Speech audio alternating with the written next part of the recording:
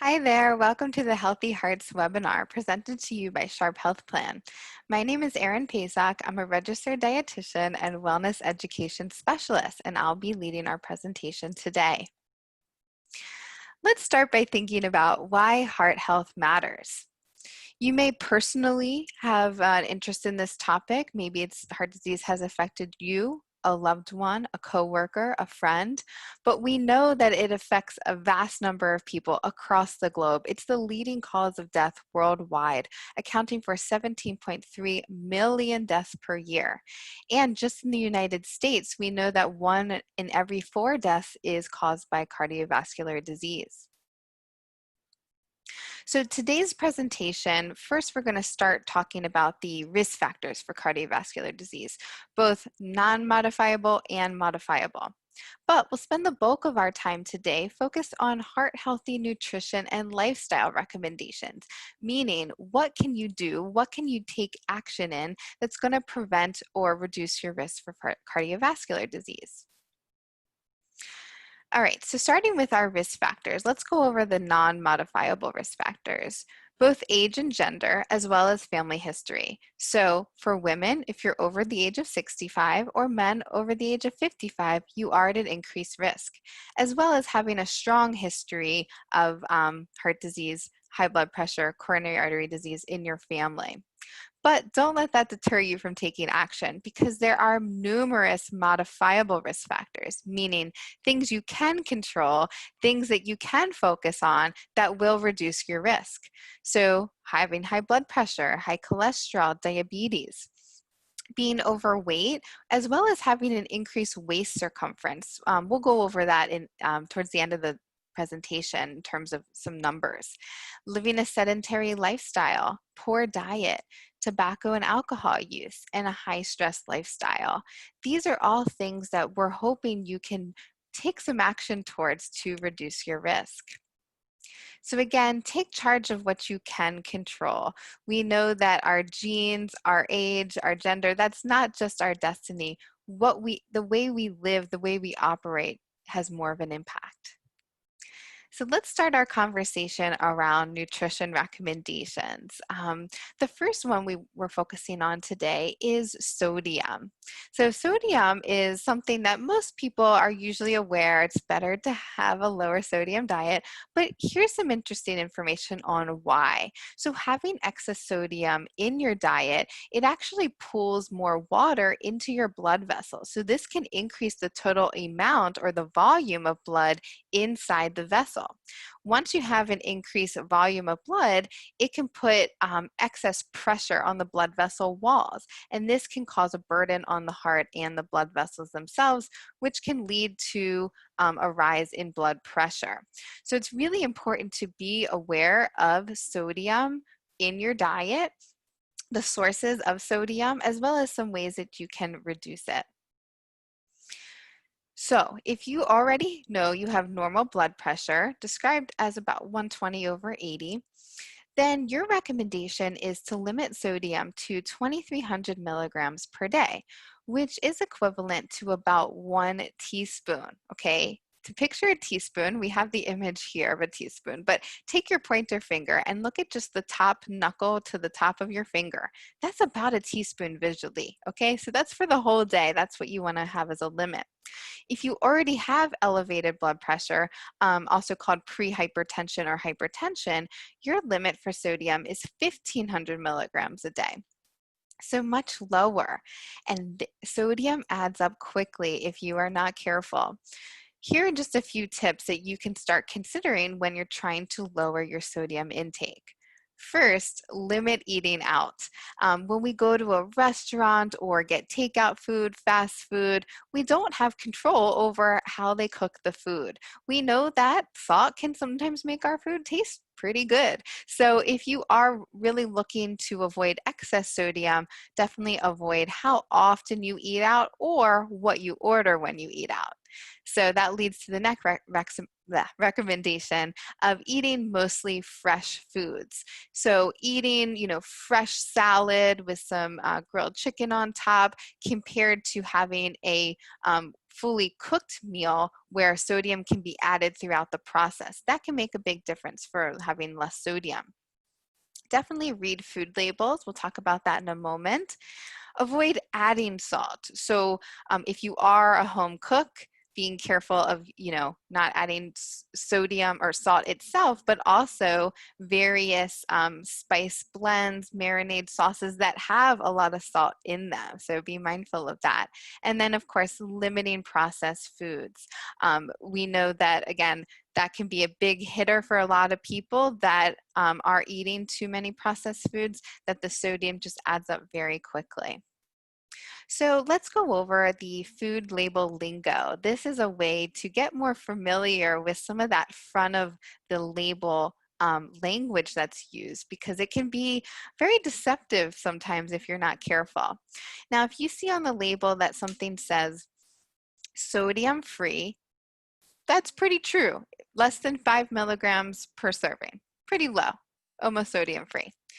Very low in sodium is 35 milligrams of sodium per serving or less. Still very low. Of course, if you have that budget of 1,500 milligrams or 2,300 milligrams, 35 is pretty low. Something that says low sodium has 140 milligrams per serving or less.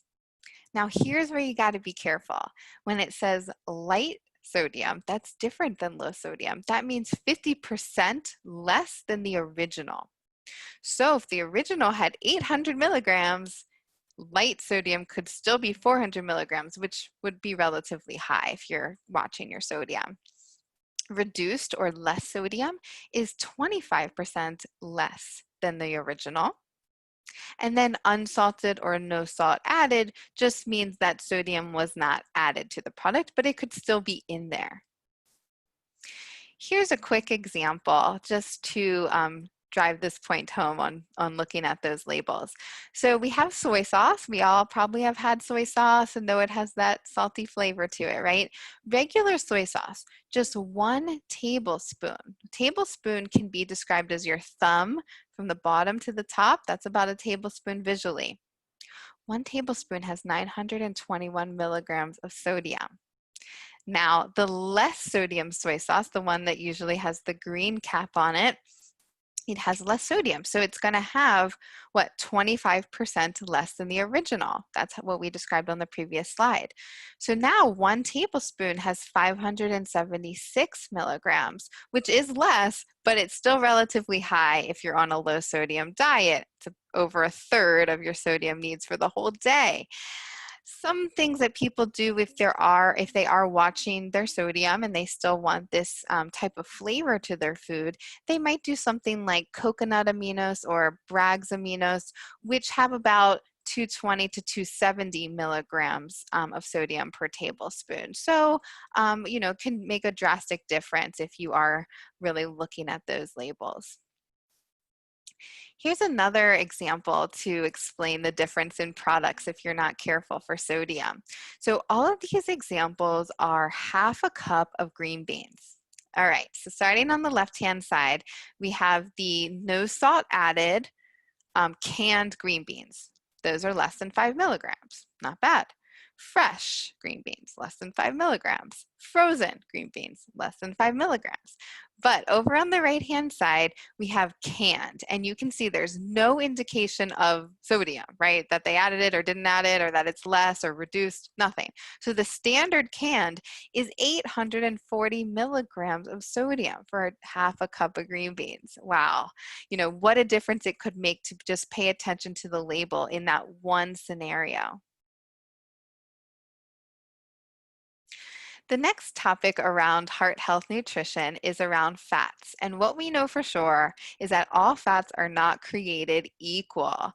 There are so many nuances to the fat discussion, and it's not just about how much fat, but really the type of fat that can make a really big difference for heart health and overall health. So we call this the good, the bad, and the ugly because of all those nuances with the type of fat.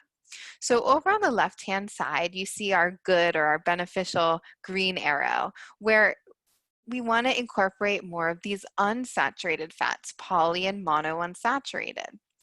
We'll go into the details of those in just a minute. Whereas on the right-hand side, we have the red, the harmful arrow, which has saturated and trans fats. So again, a food that we eat might have a combination of different types of fats, but whatever it's primarily composed of is usually the category you'll see it under. So for instance, an example of a polyunsaturated fat, like an almond, for instance, it might have other types of fats in it as well, but it primarily contains the polyunsaturated. Let's dive into each one of these categories and we'll go over various food examples as well as the specific health benefits or health harms. So starting with monounsaturated fats. The term monounsaturated, if you can go back to high school science class, you may have learned this term unsaturated when you're learning about, chemistry of sorts, but essentially that there's one place within the fat molecule where there's a double bond. When something is saturated, there's no double bonds within the molecule. So that's just a little bit where that name come from to classify these types of fats, monounsaturated. All right, so some sources are almonds, avocado, canola oil, olives and olive oil, peanuts, and pecans. But again, there might be a wide range of foods that have monounsaturated fats in them. Some of the health benefits are decrease in triglycerides, decrease in LDL cholesterol, and increase in HDL cholesterol. That's something that, again, people are often trying to increase. We sometimes call it the good cholesterol. And by eating more of this healthy fat, you can help improve your total lipid panel. For polyunsaturated fats, again, some similar health impacts of the monounsaturated fat. And again, about the name, the poly indicates more than one or at least two places within the fat molecule where there's a double bond or a point of unsaturation, which changes its impact on the body. So there's a lot of the health benefits in terms of our cholesterol, our lipid panel, but really you're going to get these two essential fats, omega-3 and omega-6, when you eat polyunsaturated fat sources. So omega-3 and omega-6, when we say the term essential, sounds fancy. What it means is it is essential that we eat these foods in our diet because the body cannot manufacture these important fats on its own. The body has the ability to manufacture a lot of things that it needs, but sometimes it needs us to consume it as food or supplement, right? So we have to have these fats to survive. Omega-3, omega-6 are quite essential. And we know that omega-6 is ubiquitous in our food environment. It comes from most of our nuts and seeds and vegetable-based oil. So we're getting a lot of the omega-6. Most people are not deficient in that. Whereas omega-3, maybe you've heard of it. Sometimes people associate omega-3 with fish oil. That's a little bit harder to find in the standard American diet, some of the food sources. And the key is we want to have both of those essential fats, and we want them to be relatively balanced. But because omega-6 is so much easier to find in our diet, the ratio is really off. Often it's 10 to 20 to 1 in terms of omega-6 to omega-3. And for heart health and overall health, we want to get the ratio closer to about 3 to 4 to 1 for omega-6 and omega-3. So what I've included here are sources of omega-3 fats so that you can really make some effort to prioritize eating them. I've listed quite a few fatty fish options like cod, mackerel, salmon, sardines, and tuna, recommending to have at least 2 servings of fatty fish a week.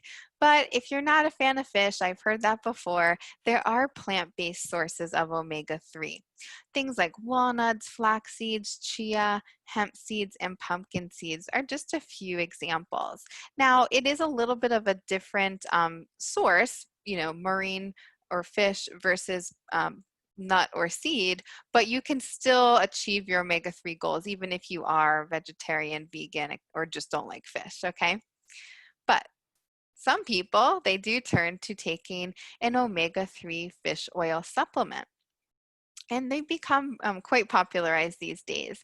There is a lot of debate in the literature about whether everyone should just be taking fish oil or omega-3 or just select populations. So here's a message from the American Heart Association that kind of summarizes the debate a little bit. So randomized trials have convincingly documented that omega-3 fatty acids can significantly reduce the occurrence of cardiovascular disease events in patients with coronary artery disease.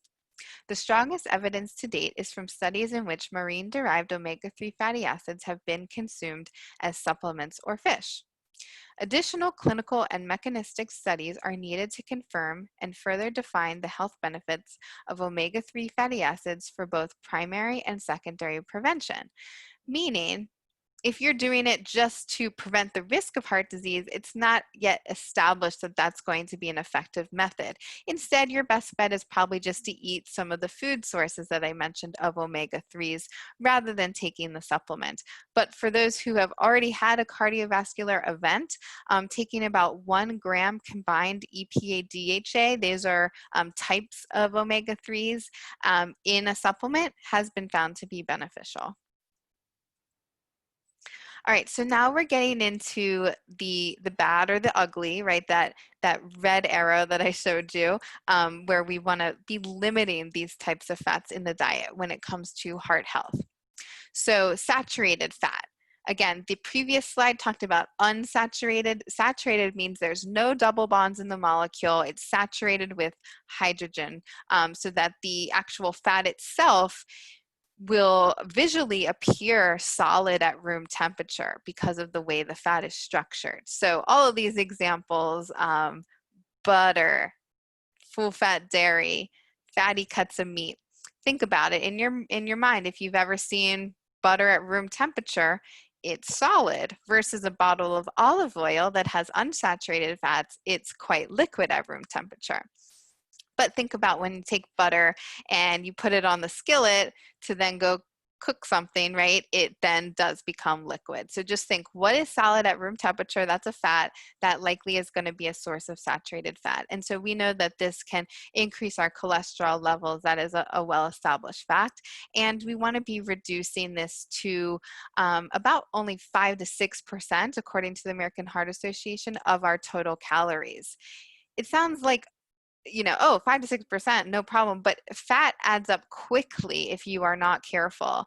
Even just one fatty meal could have over 10% calories from saturated fat. So you do want to be looking at labels, but your best bet is to limit fatty animal-based foods, full fat dairy, even these tropical oils like palm oil, coconut oil, cocoa butter.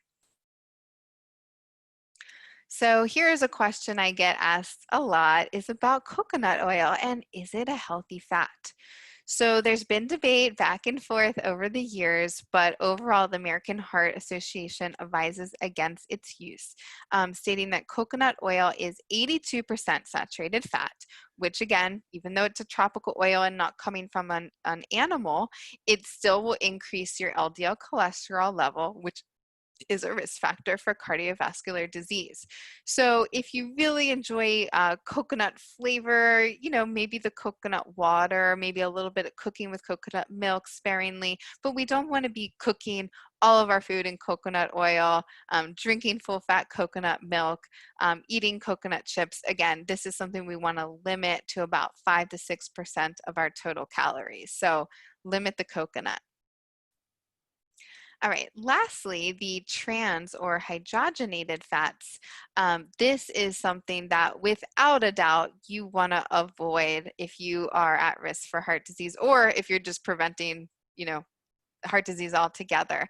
We know its harm. It's promoting insulin resistance and inflammation. It can increase our LDL cholesterol while also decreasing our HDL cholesterol. This is a big no-no. So trans and hydrogenated fats, there are some of these fats that are naturally occurring in certain animal foods, but mostly in our standard American diet, we get it through highly processed foods. So here are some examples. commercial baked goods, fried foods, donuts, stick margarine, and looking at the label for that word hydrogenated or partially hydrogenated fats. So these foods are not going to be benefiting our health. Sometimes we might think they taste pretty good, but they should be consumed very sparingly, if at all, to protect ourselves from heart disease, as well as the ill effects of the inflammation and insulin resistance that they can cause. So knowing that, our government has actually placed a ban on companies utilizing this type of fat in the food. So you're probably seeing it even less and less these days. Here's a quick summary on tips for better fats. So we want to limit things in red, which are high fat, protein, or animal-based foods like red meat, pork, and fried protein. So even if you have a nice healthy piece of fish, if you go and fry it, now it's going to have those unhealthy fats. Full fat dairy, full fat condiments, things like salad dressings, mayos, things like that. Fried, buttery, cheesy, and battered. If you see those words on the label, go ahead, order something that's maybe in the green: baked, grilled, steamed, or broiled. Choose leaner proteins like chicken, fish, turkey, and beans. Choose non-fat or low-fat dairy and condiments. So these are all great tips if you're looking to improve the fat profile in your diet.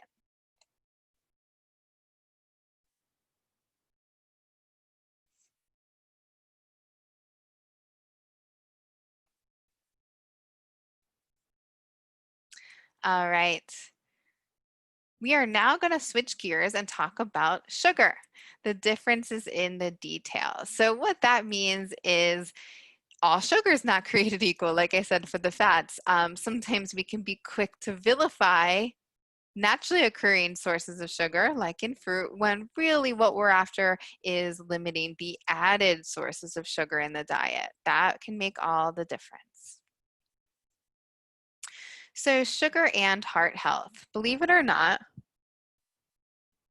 sugar also has an effect on your lipid panel. It can both increase LDL cholesterol and triglycerides. We know it can promote insulin resistance and eventually diabetes, and it promotes weight gain. So, obvious sources of added sugar: candy, cookies, cakes, soda, sports drinks, bars, and cereals. But the list could go on and on. A lot of our processed food does contain sources of added sugar. So here's some tips on lowering your sugar intake. Um, it can be hard if you're not, if you're not counting calories. It can be hard for me to sit here and say limit added sugar to less than 10% of calories. Like I said, for saturated fat at 5 to 6%. We're not all going to do the math there and count every calorie and come up with our limit. But here's a good way to think about the sugar. For women, limiting to only 100 calories or 2 tablespoons per day. Remember, tablespoon is about the thumb from the bottom knuckle to the top. That's a visual tablespoon. 2 of those a day of added sugar. And for men, and this is because men typically have higher calorie needs, their recommendation is 150 calories or 3 tablespoons per day. So it can add up quickly, like I said, for the fat, but it's not zero sugar. Less is better, but being mindful of how much is important. So here are some tips on lowering sugar. First, check food labels. We'll go over that in just a minute. Try to avoid the white stuff. So like, our white flour products, like white breads, the cookies, the cakes, those kinds of things. Don't be fooled by healthy sugar sources. These are still added sugar. So if the label says it has honey, agave, raw coconut sugar, brown rice syrup, they're still adding a sugar source, even though it's not classic cane sugar, which is what table sugar is. It's still a source of sugar. Use fruit as a dessert, again, because fruit doesn't have added sugar unless you've added it to it. It naturally comes, as it is. And then avoid all sugar sweetened beverages. This is really, really important to not be fooled. Just because something's a sports drink doesn't mean it's good for us, right? They can have even more sugar than soda. So please, looking at those labels and avoid sources of added sugar. So speaking of the label, We have an update to the label. This has been rolling out this past year and even into next year. Most of the companies will be on board with this new label. But specifically, I love this because it talks about added sugar right underneath where it talks about total sugar. So total sugar could include the naturally occurring sugar like that found in fruit or dairy products like yogurt, whereas added sugar is what was added to the product. So in this example, the food has 25 grams total sugar, and 23 of those 25 grams is added sugar, which is 46%. I'd say that's high in sugar. Just for your own reference, every teaspoon of sugar, so teaspoon, remember the top of the finger like this, has about 4 grams of sugar. So, if you want to kind of think about it visually, but again, you can usually use the percent daily value to get a gauge if something's high or low. In this case, if one food has 46% of your daily needs for sugar, you could probably say that's high in sugar, right? All right, fiber is your heart health friend. Fiber is definitely something that we know supports against a lot of chronic disease, but even heart disease too. So here are some specific recommendations on fiber. First, we want to think how much. Well, actually, where does it come from first? Let's go over that. So fiber, here's like the quick elevator pitch answer. It comes from any food that grew from the ground that's whole or minimally processed. So here's some examples to make that more clear. Our whole grains that grew from the earth, minimally processed, oats, barley, quinoa, corn. All fruits and veggies. Again, the skins, the seeds, even the inside of it is going to contain different types of fiber sources. Nuts and seeds like pecans, walnuts, chia, and flax, and legumes, which are beans, peas, and lentils. And so even within all those categories, there's a lot of variety. There's a lot of ways we can get fiber in the diet, and our goal is to accumulate about 25 grams of total fiber. Don't worry about the types, just total fiber per 2,000 calories that you eat in a day. So for some people, we know they eat much more than 2,000 calories. For some people, they eat much less than 2,000 calories, but that's just a good rule of thumb on standard 25 grams per day. So you can either do a little bit more, a little bit less. And how does it help? So first, we talked about how added sugar is not going to be beneficial for our heart health, but when a food has fiber in it, it can actually help lower post-meal blood sugar response. So helping to keep our blood sugar more even after eating a meal. It can help us maintain satiety, which also means help us to stay full, not be kind of looking for food all day long, which helps to support a healthy body weight. And we know that that was a risk factor for heart disease.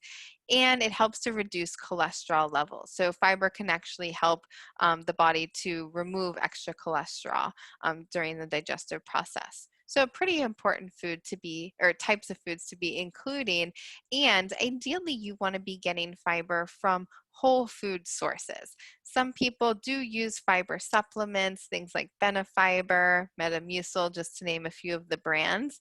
And yes, it can help, but if you can refocus your goal to having it come from whole foods because of the additional benefits that you do get from eating the whole food: vitamins, minerals, antioxidants, phytosterols, etc. So we do want to have it from whole food sources and then only supplement as needed or as recommended by your doctor. All right. Now, we did mention whole grains as a good fiber source, but there's many other benefits of eating whole grains. First, what is a whole grain? Well, you can see in the lower left image, this is the grain anatomy. It comes from the wholegraincouncil.org, a great resource if you do want to learn more about whole grains. But this is just showing that there's 3 components of any kind of grain: the outside husk, which is the bran portion, the middle, more starchy part, which is the endosperm, and then the middle center, which is the germ. A whole grain is something that's going to have all 3 components, whereas something that's been more processed is typically just including more of that starchy endosperm part. So some examples of whole grains might be whole grain wheat, corn, rice, oats, barley, quinoa, sorghum, spelt, and rye. Um, so diversify the diet. If you just only eat wheat or corn or rice, maybe try throwing in some quinoa into the diet. More diverse is more beneficial. So some heart health benefits. It can reduce our risk of heart disease, stroke, obesity, even digestive issues and diseases, and hormone-related cancers, certain hormone-related cancers. So very beneficial part of the diet. And whole grains are rich in antioxidants, vitamins, minerals, and fiber. All right, we're almost finishing up our conversation around diet and heart health. So let's talk about fruits and veggies. The more, the better. Okay, these are something that there's so many options, right? You can get fruits and veggies frozen, fresh. In some cases, even canned, just watching that sodium. But there's so many ways you can add them into the diet. The more, the better. Health benefits include high fiber and high water content, various vitamins, minerals, and phytochemicals, or these certain plant nutrients that are really helpful for reducing inflammation, the effects of oxidation. Some have anti-cancer properties. Fruits and veggies are filling, not fattening, and they can help lower cholesterol. So we want to make it simple for you, and a good goal would be to have at least 5 cups combined fruits and veggies per day. So a cup, if you take your fist like this, and you kind of look at the full diameter, the full circumference of the fist, that's going to be about a cup. And so you can measure if you want, but eyeballing it is okay too. You can choose based on what's in season, what's local to you, or really just what you like. Eat what you like and prepare it how you like it. There's going to be various benefits for eating some fruits and veggies raw versus some cooked. So just get them in however you can.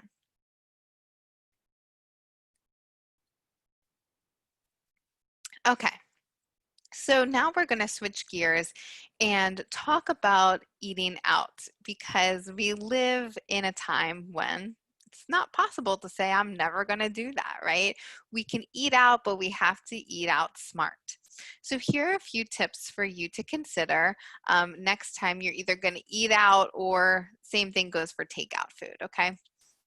So before you arrive or before you place your order, I recommend you review the menu online. Most restaurants have had updated websites that include the menu, and some even include the nutrition facts, not all of them. But just reviewing the menu will give you a chance before you're actually in the moment and have to order, to really think about what do you want to be eating, comparing things side by side, thinking about the modifications that you might have to include with your order. Before you order, drink water or any other non-caloric beverage to help fill you up, as well as remove the filler foods from arm's reach. So, you might say, I'm not going to eat the chips, I'm not going to eat the chips.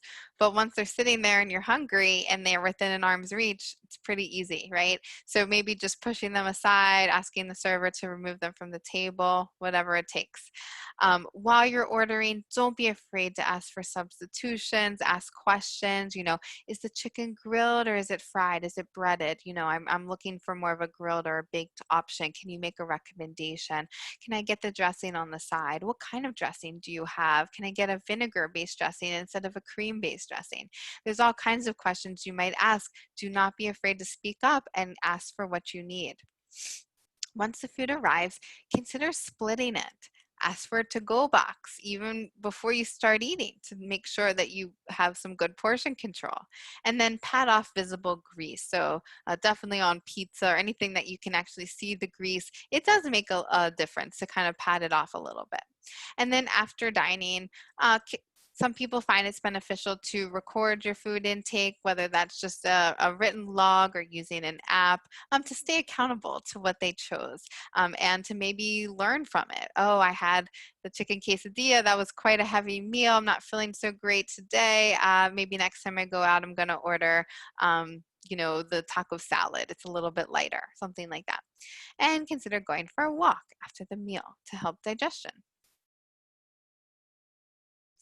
Here's some more tips for eating out smart. So the pick and the pass. So pick is in the green, meaning do more of this. Order things that are steamed, roasted, boiled, grilled, broiled, baked, fresh, and light. Sometimes menus even are categorized based on the lighter options. They might say 500 calories or less, and they're kind of all clumped together. So have your eyes kind of focus on these types of words, and you're more likely to have a heart healthy meal. What do you want to pass on when you see the words fried, crispy, battered, breaded, buttery, creamy, smothered, cheesy, au gratin? This usually indicates it's going to be high fat, but specifically saturated fat, and it can be high in sodium. So pass on that, pick on the left.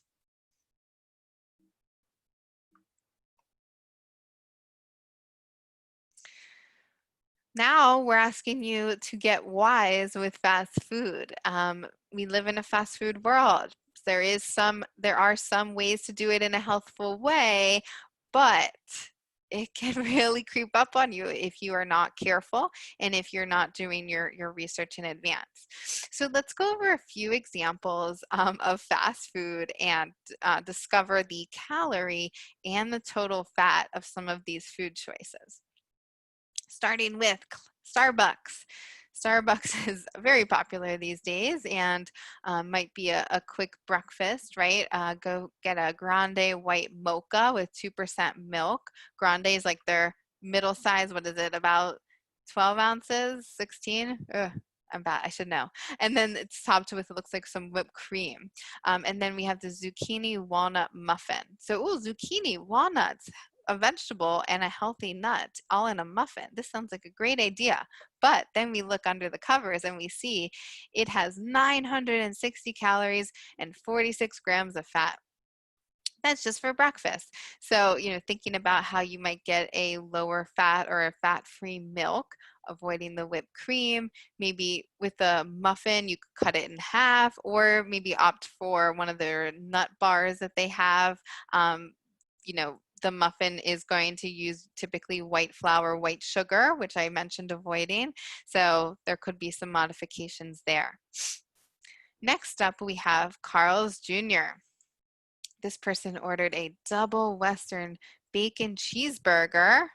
Looks like it has bacon, cheese, a burger, and then I think it has fried onion rings on the burger, and then the white bread, and a large fry.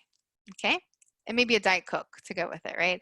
So the total here is 1470 calories. For some people, that's max at their whole day's worth of calories in one meal, and 77 grams of fat.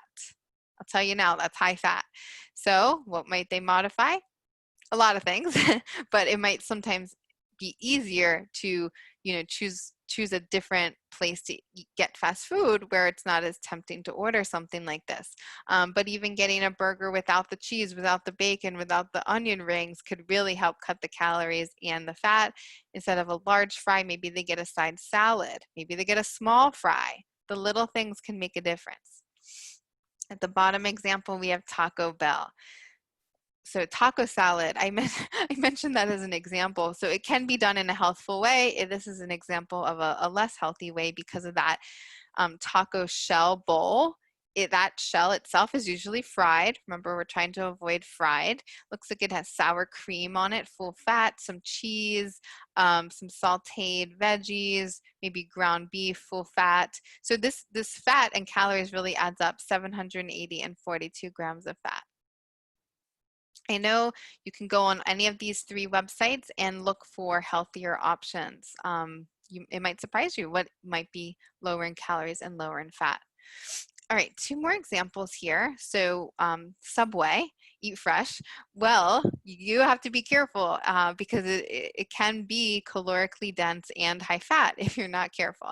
So here's an example of a 12-inch tuna sandwich, tuna sub, loaded with veggies. That's great. But the tuna salad, tuna is, a healthy, fatty fish. But when you mix it up with heavy mayo, the heavy mayo is very high in saturated fat and calories. And so again, if you made this at home, you might control how much mayo or choose light mayo. But at Subway, they might not be doing that. So the calories add up quickly, and then it's on the white bread. And then baked Lay's. Baked, not fried, but still, I think that bag might be more than one serving, right? You have to flip it over and take a look. So this meal is 1270 calories and 75 grams of fat. Again, that could be a whole day in one meal. So considering getting half a sub, maybe get turkey that's not smothered in mayo rather than the tuna salad, maybe getting a side of an apple, that can help really cut the calories and the fat. Last but not least, you got to go run errands at Costco. So you're hungry or on the way out, you grab a quick pizza slice, just one, and a berry smoothie for a grand total of 1,000 calories and 38 grams of fat. So Costco, maybe splitting that slice, 2 people, or maybe just getting the berry smoothie, wait till you get home and make some dinner. Just some ideas.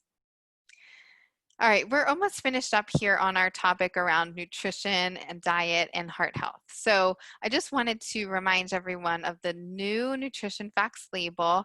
We mentioned it earlier when I discussed the sugar, the added sugar change, but there are some other cool changes that you should be noticing.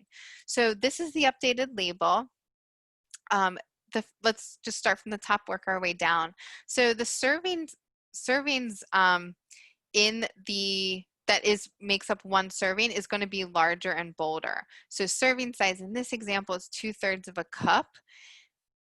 That allows me to know everything else below that is related to eating 2/3 of a cup.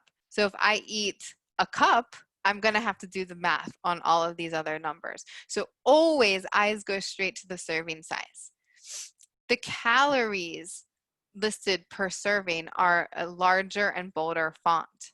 So that's probably what your eyes are going to look at more immediately. 230 calories per 2/3 of a cup. That's another big change.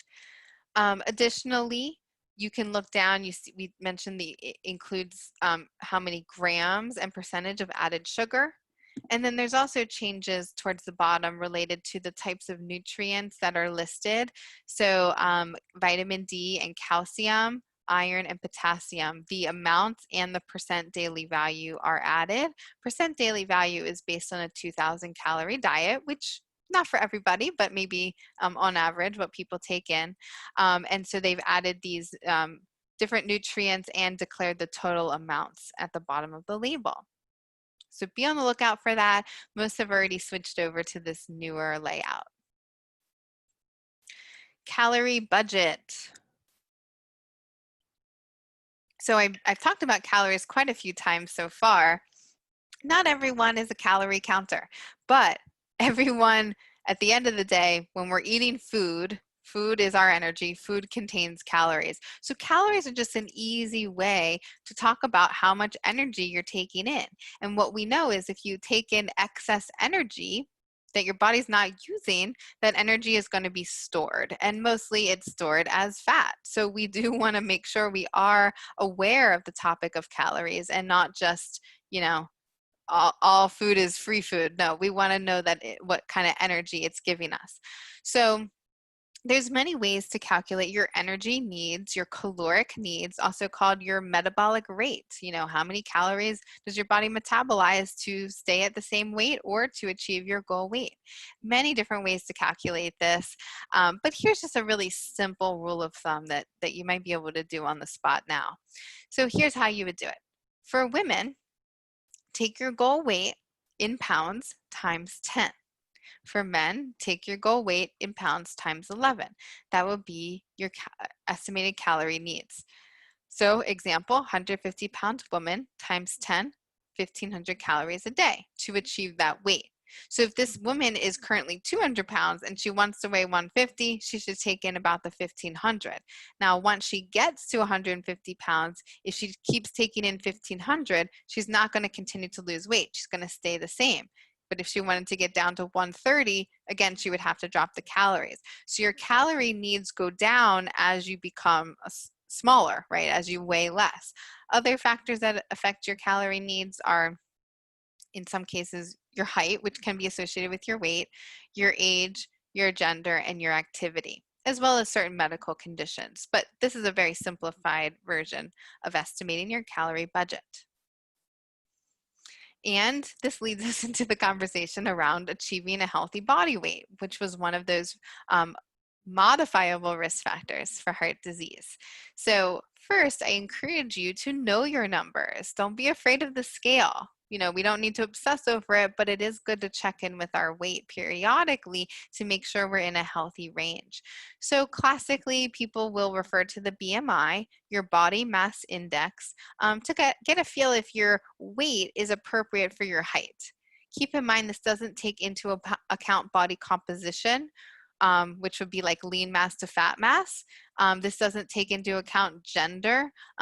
Age, it's usually appropriate for those 18 to 65 years old. So, you know, most of us, we're going to be able to rely on BMI to kind of get an idea if we're at a healthy body weight.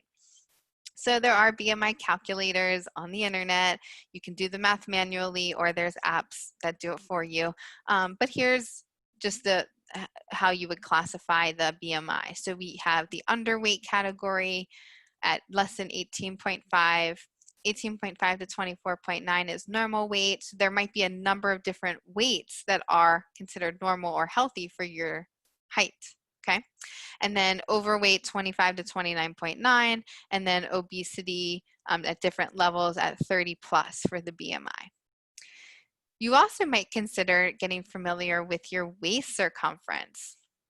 Not everyone's doing this, but again, having an increased waist circumference is a risk factor for metabolic syndrome or for cardiovascular disease as well. So you can take a tape measure, and you want to find like the smallest portion of your torso. It's typically like 2 inches above the belly button. So you can kind of find that on yourself, or maybe have a health practitioner or personal trainer, physical therapist find it for you, and you want to get that measurement. You know, just breathing normally, not sucking in, right? And then you figure out, okay, if for men, we want this to be 40 inches or less, for women, 35 inches or less. It's good to know both numbers, because in some cases, the way the body is shaped really makes all the difference. So someone who's more apple-shaped, round in the middle, versus pear-shaped, that can increase our risk for cardiovascular disease, because we know that our fat tissue is mostly located, if we're more apple shaped, our fat tissue is more located around our vital organs, right, that are in our midsection. So we can actually have fattier organs, fatty, you know, liver, fatty, or fat around our heart, and that can be more problematic than someone who's more pear shaped or puts more of their fat tissue around their lower part of their body. Okay, so here's a summary. We talked about a ton of stuff, I know. Thanks for bearing with me. But overall, we want to aim for food choices that are low in sodium, saturated fats, and added sugar, and choose more unsaturated fats, vegetables, fruits, whole grains, nuts and seeds, legumes, lean proteins, and low-fat dairy. Be a food label detective, especially now that you kind of are familiar with that new label. You know, put your eyes on those total added sugar, maybe the fiber, maybe the saturated fat, maybe the sodium, right? But you do want to pay attention to that. Eat out smart. We went over some tips for that. And stay within your calorie budget to maintain or achieve a healthy body weight. Last but not least, we're going to spend a few slides talking about physical activity. Get moving, okay? So we know for sure physical activity is going to be beneficial for overall health, but here's specifically what it can do. Decrease your risk for heart disease, lowers blood pressure, cholesterol, triglycerides, and it boosts your mood, lowers your stress and anxiety, and better sleep. Sign me up, right? So what benefits have you noticed with physical activity? Sometimes we're not prioritizing it. Sometimes we dread doing it. But when we recognize how important it is to be an active person, you can't not prioritize it. You got to make the time, even if it's just, 10-minute walking routine. That's it. But you can build on that, right? Get moving. Whatever you enjoy the most is what I want you to do. There's no right or wrong here. If you love swimming, go swimming. You like jogging, go jogging. If you like Pilates or yoga, do it. You got to do what you enjoy. So here are some standard recommendations to think about how much activity. Aim for 150 to 300 minutes a week of moderate intensity exercise. Moderate would be, I could do the activity and I could probably still kind of have a conversation with you, okay? I'm not completely out of breath, but I'm starting to get a little bit of that heavy breathing going. Or 75 minutes to 150 minutes of vigorous intensity aerobic exercise. So that vigorous would be, I can't probably put a full sentence together because I'm breathing so heavy, but maybe just a word here and there. Okay, that's one way to assess the intensity. Additionally, a lot of people forget about this. You want to be including muscle strengthening activities for all major muscle groups 2 days a week. Okay, so that could be our core, our back, our leg muscles, our arm muscles, right? We want to figure out a nice routine, and it doesn't have to be every day, but just 2 days a week. And of course, do the activities you enjoy. All right, we have been through a lot of material today, and the key is, what kind of actions are you going to want to take? We learned about a lot, but what is one thing that you can start doing now that's going to benefit your heart health? You know, could you change your beverages? Could you eat out less? Could you check more food labels? Could you add in strength training routine twice a week? What's one thing that you're going to stop doing? Stop smoking, right? Stop drinking alcohol in excess. Stop eating too much fried food. What are you going to keep doing? So also recognize what you're already doing that's good for your heart. You know, I'm living a low stress lifestyle. Hard to do, right? I'm already eating a lot of fruits and veggies. So acknowledge yourself for that. So one thing you're going to start, one thing that you're going to stop, and one thing that you're going to keep. Write it down and put it somewhere that you can reflect on this.